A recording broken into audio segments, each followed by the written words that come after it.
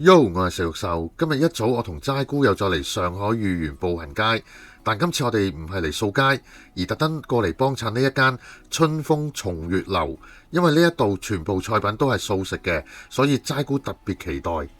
我哋入到餐廳，見到裝修冇我哋想象中嗰種華麗堂皇，而係簡約樸素、平實貼地嘅一間餐廳。好快咁，我哋就點咗幾樣食品作為我哋今日嘅早餐。首先講第一道菜，松月樓招牌素蟹粉拌麵。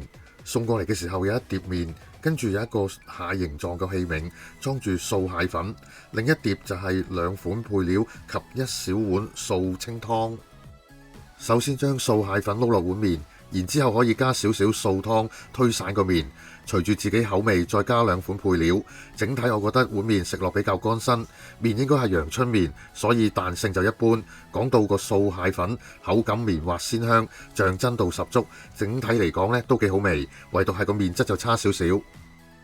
跟住呢一碗係傳統辣醬麵，送上台嘅時候一碗陽春湯麵及一小碗素辣醬。首先將素辣醬撈落碗湯麵後撈勻嚟食，食落辣醬鹹香夠味，仲帶少少回甘。我同齋姑都覺得麻麻地，可能啲餡料唔係我哋嘅口味。接住呢一款係四喜烤麩，烤麩吸滿晒醬汁，食落軟糯入味，加上濃郁嘅醬汁帶鹹香回甘，味道唔錯。我覺得就做得幾好啦呢一款。呢一個係百年經典素菜包，包皮都幾鬆軟，餡料食落都幾 juicy，呢款包都幾好味。下一個包就係素蟹粉包，同樣包皮做得好鬆軟，蟹粉餡料就係招牌啦，越食越好味。跟住呢一籠係素蟹粉小籠包，送過嚟嘅時候出晒煙熱辣辣。小籠包個包皮好薄身，夾起嚟嘅時候要小心啲，因為好易被夾爛。裡面嘅餡料超似豬肉餡料，加啲蟹黃嘅喺裡面，仲有滿滿嘅湯汁。呢一個又係好好味，超有驚喜。到呢一籠係素菜菌菇小籠包，外皮都係好薄身，食落菇菌味濃郁，又夠 juicy。齋姑就好中意呢一款啦。係時候又到總結。春風松月樓果然係素食者嘅天堂，菜式豐富又夠創意，百年老字號嘅味道果然唔會令人失望。我同齋姑對今餐都好滿意。齋姑仲話，如果香港有一間咁樣嘅素菜館喺我哋屋企附近，佢必定會喺呢度嘅常客。最後影埋呢度個餐牌等大家睇睇。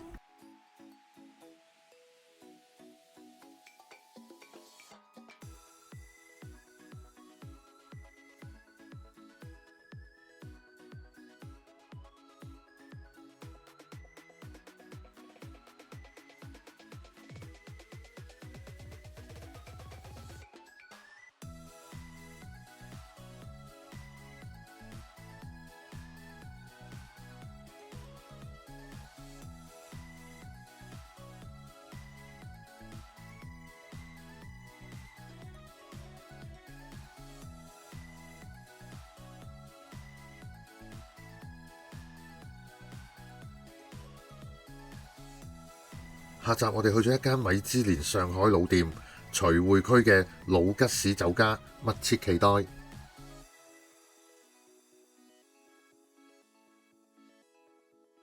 今日嚟到呢度先，大家記得訂閱、點讚同埋分享我哋嘅 channel，多謝大家嘅支持，我哋下條片再見。我愛你，我愛你，我愛你。